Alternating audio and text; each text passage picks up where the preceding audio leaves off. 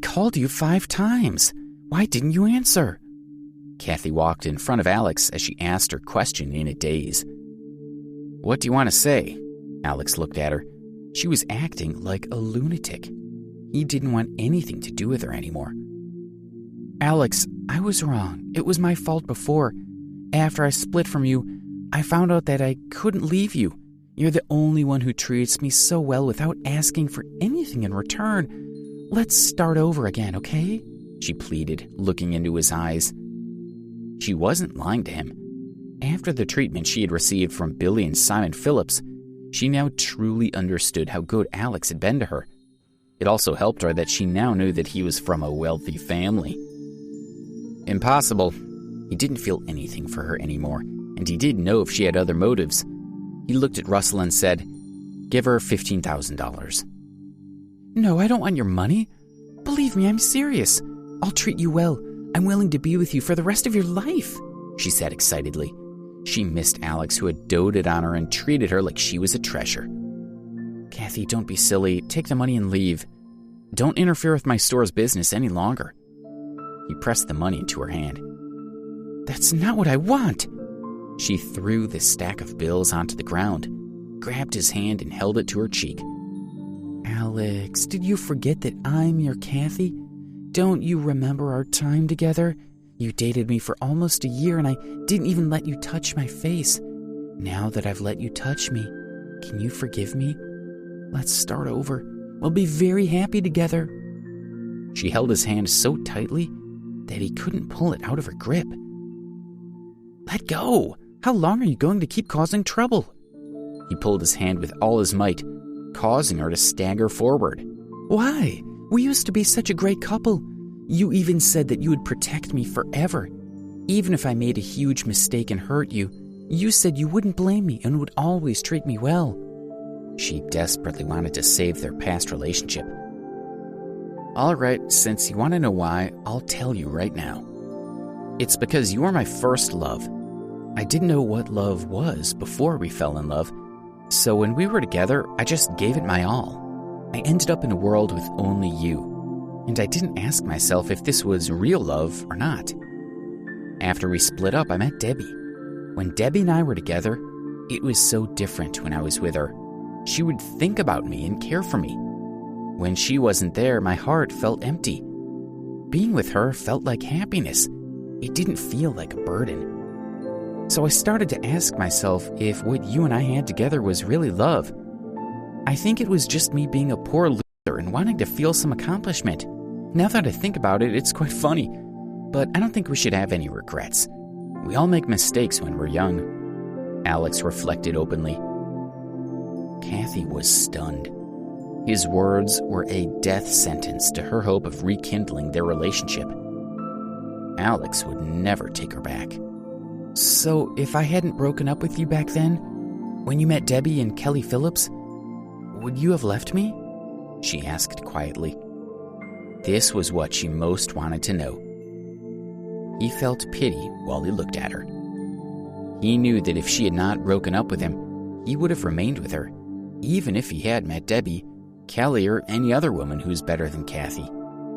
Even if he had realized that being with her had been a mistake.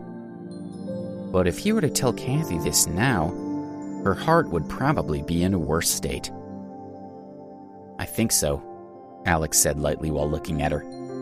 He chose to answer her in a way that wouldn't hurt her feelings so much. Her eyes welled up in tears. The tears started to slide down her cheek, but she didn't make a sound. She was trying her best not to fall apart in front of him. Alex wanted to walk toward her and comfort her, but it would be too easy for that to lead to something else, so he kept the pain in his heart. Cathy moved sluggishly. She didn't look at him. She turned and slowly walked away.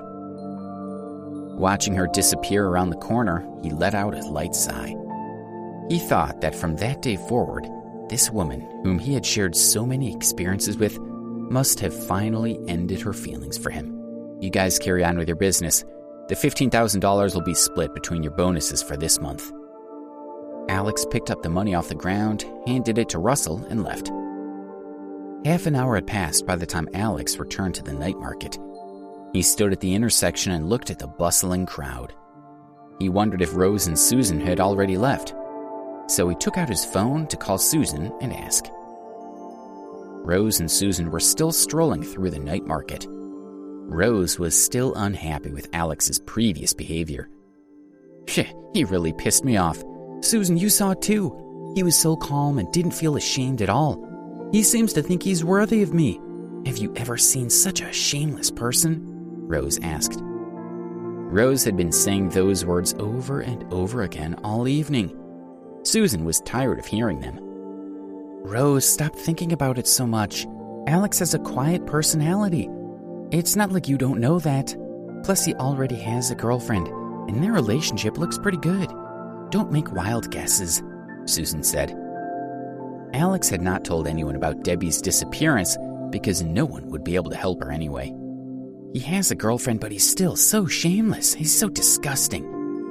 No matter what Alex did, he was still a scumbag in Rose's mind. Also, didn't you say Joe asked him to come here and watch over us? Where's he now? When you go back, tell Joe that this guy has no sense of responsibility, so we should stop hanging out with him. Maybe he can't find us because we moved ahead in such a hurry, Suzan said. But she also felt that when Rose had been angry, he had run away instead of comforting her with a few nice words. Wasn't that what he did to make Rose hate him right now? Ouch! As the two girls were walking, they didn't bother to pay attention to where they were going. Rose bumped into a man who was lying on the ground. You almost knocked me over, Rose shouted anxiously. She was only a small woman, so it didn't take much to knock her over. Rose, don't you see that he's... Oh my, let's quickly help him up. Only after hearing Suzan start to explain did Rose realize that the man that she had bumped into was blind. She stopped feeling angry and followed Suzan to help the blind man stand up while handing him his walking cane. I'm sorry. Rose and Suzan hurriedly apologized to the blind man. It's fine, the blind man said while fumbling with his cane. Have you got a sore throat? Rose asked with a puzzled expression, as his voice was hoarse. She thought the man looked familiar, but his face was obscured by his wide-brimmed hat and sunglasses. I'll be going now. The blind man grasped his cane and was about to walk forward, but with so many people in the night market, he was sure to crash into someone else. Wait a moment. Rose pulled the blind man aside and looked at Suzan. How about we help him walk out of the market? Look at the crowd. It's definitely not going to be easy for him to get through all these people. I think so too.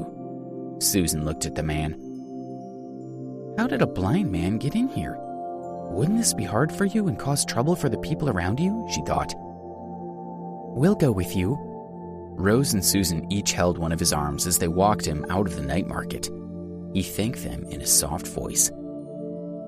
He told them that he had come with a friend in a car that was parked by the side of the road, so they walked him to that location. The car was